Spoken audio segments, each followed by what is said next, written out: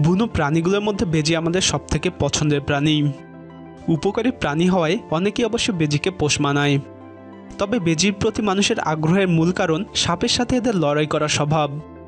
আমাদের দেশে একটি কুসংস্কার প্রচলিত আছে, সেটা হলো সাপে কাটলে বেজি ওষুধ এনে দেয়। এটি ভুল ধারণা। তবে বেজি সাপের হাত থেকে আমাদেরকে বাঁচায়।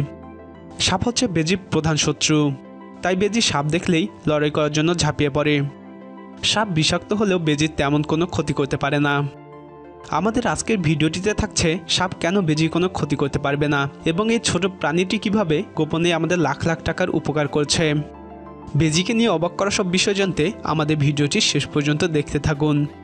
আর আপনি প্রথমবারের মতো আমাদের চ্যানেলে এসে থাকলে প্রাণী জগৎ নিয়ে এরকম মজার এবং আকর্ষণীয় সব ভিডিও দেখতে আমাদের চ্যানেলটি সাবস্ক্রাইব করুন। বেজির বৈজ্ঞানিক নাম হারফেস্টিস ওরুপাকটাতাস।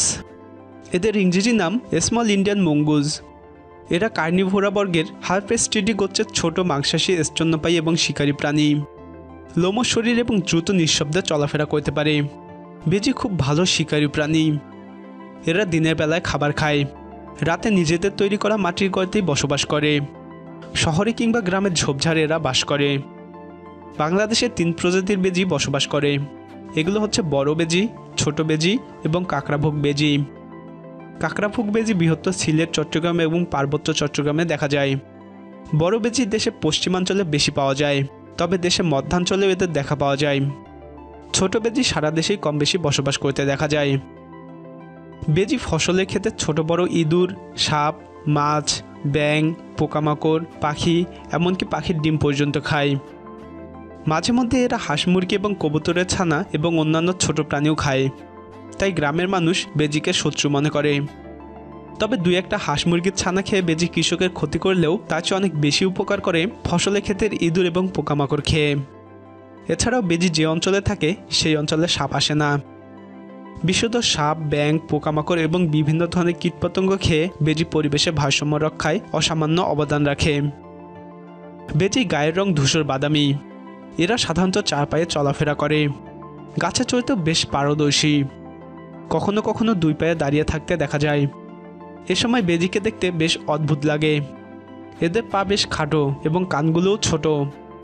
বিপদের আভাস পেলেই নিঃশব্দে দ্রুতই ওই স্থান ত্যাগ করে। বেজি সম্পর্কে আমাদের দেশে একটি ভুল ধারণা আছে যে সাপের কামড়ে বেজির কোনো ক্ষতি হয় না। বেজির কাছে নাকি সাপের বিষের ওষুধ আছে, অনেকে এমনটাও ভাবে। তাই সাপ কামড় দিলে বেজির কিছুই হয় না। এটা একটা ভুল ধারণা।